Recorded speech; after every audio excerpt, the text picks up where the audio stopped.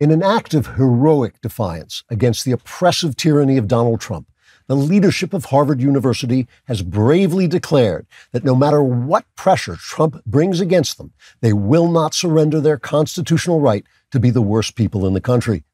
The conflict between the university and the administration began after hundreds of Harvard students flooded the campus calling for genocide against the Jews.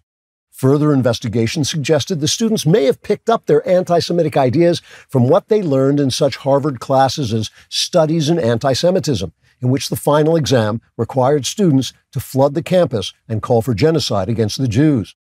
Finally, then Harvard president Claudine Gay refused to denounce the anti-Semitic actions and was forced to resign when the board discovered she wasn't really gay. That just happened to be her name. Trump reacted cruelly, threatening to deprive Harvard of billions of dollars in federal funding if the university administration does not at least try to demonstrate they possess something vaguely resembling human decency. In order to keep the federal dollars flowing, Trump says, Harvard's leadership and faculty would have to 1. Stop hating Jews, 2. Stop teaching their students to hate Jews, and 3. Hire professors who will introduce students to ideas other than hating Jews, or at least hint that such ideas exist, or at least refrain from screaming at the students and calling them names when they wonder aloud whether such ideas might exist or if the whole intellectual world resembles the flaming, hate-filled hellscape of Harvard University. But Harvard's current president, Adolf Ratbag, declares that he absolutely refuses to let a fascist like Trump bully him into humane behavior. In a statement that sounded better in the original German, President Ratbag shook his fist at Shlomo Judenstein, an invisible imaginary enemy who has followed him around since childhood, and shouted, quote, "In a free society, our greatest university cannot compromise our right to sink into a morass of intellectual degradation based on false premises.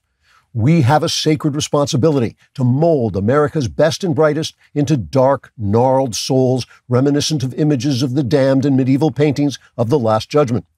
It was one thing when Obama insisted we deprive male students of their due process rights whenever they got accused of sexual malfeasance by some girl who once got so drunk she slept with the entire crew team.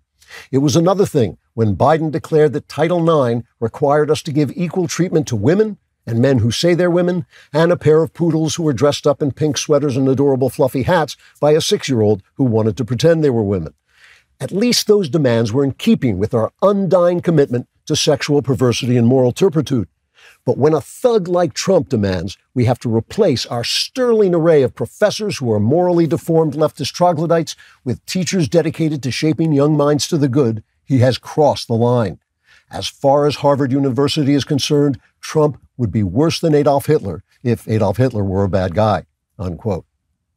To further demonstrate the university's heroically unyielding stance, President Ratbag released this year's Harvard syllabus to the media.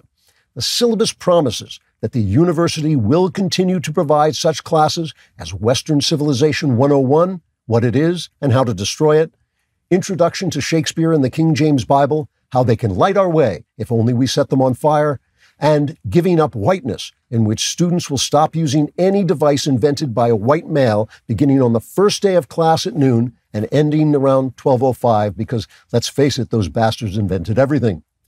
The Trump administration says it will continue to withhold funds until Harvard not only changes the syllabus, but also cancels a planned musical based on Mein Kampf and changes the school slogan back to Veritas instead of, "Look out, there's a Jew sneaking up behind you." Pledging resistance, President Ratbag and his administration have taken refuge in an underground bunker where they plan to watch the movie Downfall over and over in the hope it inspires them with some fresh ideas.